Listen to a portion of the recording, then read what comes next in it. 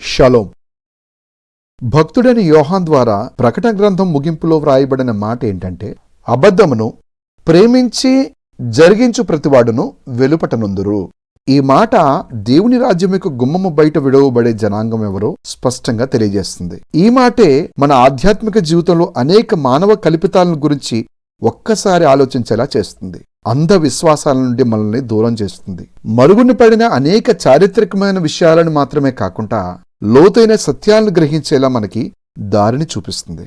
అబద్ధమును ప్రేమించటం లేక అనుసరించడం అంటే సత్యమును ద్వేషించడమే లేక నిర్లక్ష్యం చేయటమే. మరి సత్యం అంటే ఏంటి? యోహాను సువార్త 17వ అధ్యాయం 17వ వచనంలో నీ వాక్యమే సత్యము అని వ్రాయబడింది. వాక్యము అనగా దేవుని వాక్కు, అనగా దేవుడు నేరుగా పలికినటువంటి మాట లేక ఆజ్ఞాపించిన మాట. దీనినే హిబ్రూలో దవర్ అంటారు, గ్రీక్ లో లోగోస్ అని అంటారు, ఇంగ్లీష్ లో ద వర్డ్ ఆఫ్ యాహ్వే అని పిలుస్తారు. అదేవిధంగా దేవుడు తన యొక్క ఆత్మ ద్వారా తన ప్రవక్తలను ప్రేరేపించి పలికిన మాటను కూడా వాక్యము అని అంటారు. ఆమోస్ గ్రంథం 3వ అధ్యాయం 7వ వచనం చదివినట్లయితే, తన సేవకులైన ప్రవక్తలకు తాను సంకల్పించిన దానిని బయలుపరచకుండా ప్రభువైన యెహోవా అనగా యహ్వే ఏమీ చేయడు అని రాయబడింది. ఇక్కడ సత్యము అనగా దేవుడు నేరుగా లేక తన ప్రవక్తల ద్వారా బయలుపరిచిన తన యొక్క సంకల్పము అని ఈ వాక్యము మనకు రుజువుపరుస్తుంది. ఈ సత్యమునకు అనగా దేవుని సంకల్పమునకు భిన్నముగా విరోధముగా సృష్టించబడిన లేక కల్పించబడిన ఏ ఆచారమైనా ఏ క్రమమైనా అది దేవుని దృష్టికి అబద్ధమే లేక అసత్యమే. ఈ అబద్ధము అపవాది చేత ప్రేరేపింపబడిన కొందరు వ్యక్తుల ద్వారా ప్రజల మధ్యలో చూపించబడి దేవుని సంఘములో అలవాటు చేయబడి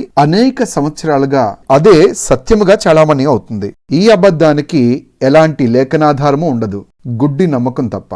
విశ్వాస పరిమాణాన్ని బట్టి కొంతమంది విశ్వాసులను కొన్ని వర్గాలుగా విభజించి గమనిస్తే, బైబిల్ని కేవలము ఆదివారం మాత్రమే తెరిచి చూసేవాళ్ళు కొందరైతే, అప్పుడప్పుడు కీర్తనలు సామెతలు వరకు చదువుకునేవారు కొందరు. నేను రోజుకి ఖచ్చితంగా ఇన్ని అధ్యాయాలు చదవాలి, సంవత్సరానికి బైబిల్ నేను ఇన్నిసార్లు పూర్తి చేయాలి అనే లక్ష్యంతో మాత్రమే చదివేవాళ్ళు కొందరుంటే, చదువుతున్న వాక్యాన్ని సరిగ్గా అర్థం చేసుకుంటూ వాటి సందర్భాన్ని గ్రహిస్తూ దానికున్న చారిత్రక నేపథ్యాన్ని అవగాహన చేసుకుంటూ వాక్యము ద్వారా దేవుని యొక్క సంకల్పాన్ని సరైన రీతిలో అర్థం చేసుకున్న వారు కొందరుంటారు. మనం చెప్పుకునే ఈ వర్గాల్లో వాక్యాన్ని శ్రద్ధగా చదివి అవగాహన చేసుకుని వాక్యం యొక్క సారాంశాన్ని గ్రహించే వ్యక్తులు చాలా తక్కువ ఉంటారు. కానీ నామకార్థంగా బైబిల్ పట్టుకునే వాళ్ళు దేవుని వాక్యము ఏమి రాయబడిందో అవసరం లేదు, కానీ వారు నమ్మినటువంటి బోధకుడు ఏది బోధిస్తే అదే వారికి సత్యము.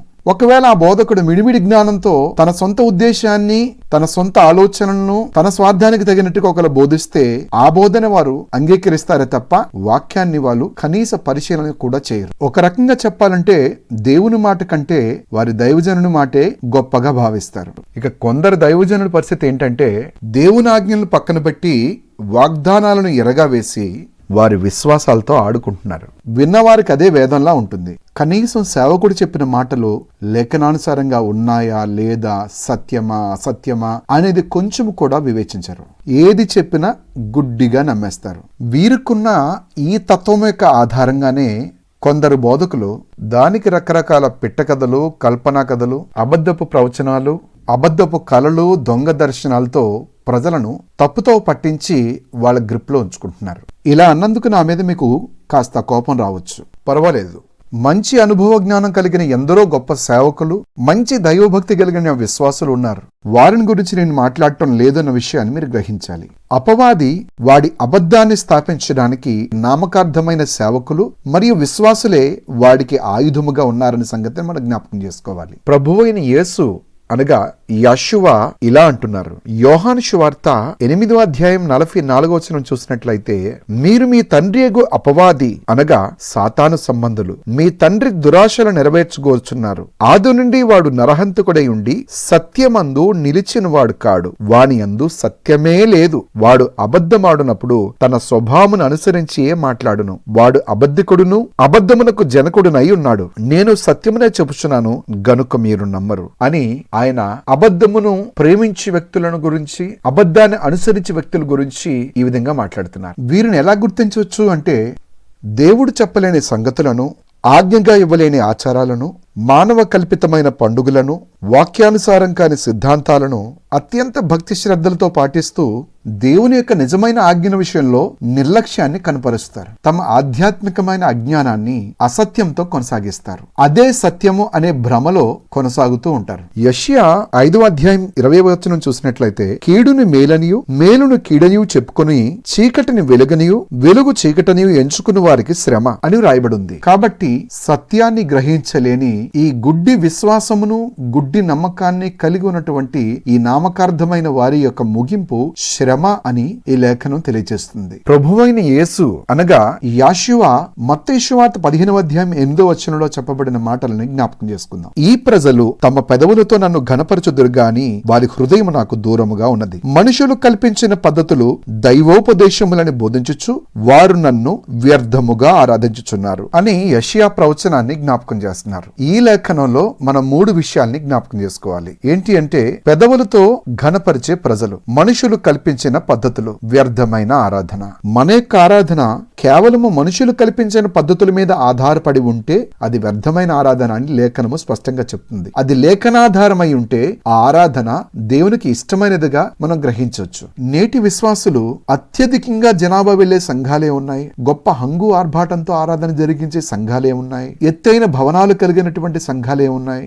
బాగా పాపులర్ అయిన దైవజనుడు ఎక్కడున్నాడు అని చాలా మంది విశ్వాసులు వీటి ప్రామాణికంగా వారి భక్తిని ఆధారం చేసుకుంటున్నారు. సత్య వాక్యాన్ని ప్రామాణికంగా ఆధారం చేసుకునే విశ్వాసులు చాలా కొద్ది మంది. ఆది నుండి సత్యము ఆయన తన వాక్కునకు విధేయులైన వారికి ఆయన సంకల్పాన్ని బయలుపరుస్తూ ఆయన ధర్మశాస్త్రము ద్వారా, ప్రవక్తల వచనముల ద్వారా, అపోస్తుల బోధ ద్వారా వాటిని బయలుపరుస్తూ ఆనాటి సంఘాలను సత్యంతో స్థిరపరిచారు. అపోస్తులుడైన పౌలు తిమోతికి రాసిన మొదటి పత్రిక 3వ అధ్యాయం 15వ వచనంలో ఇలా అంటున్నారు, అయినను నేను ఆలస్యము చేసిన ఎడల దేవుని మందిరములో అనగా జీవమగల దేవుని సంఘములో జనుడెలాగూ ప్రవర్తింపవలనో అది నీకు తెలియవలనని ఈ సంగతులు నీకు రాయిచున్నాను.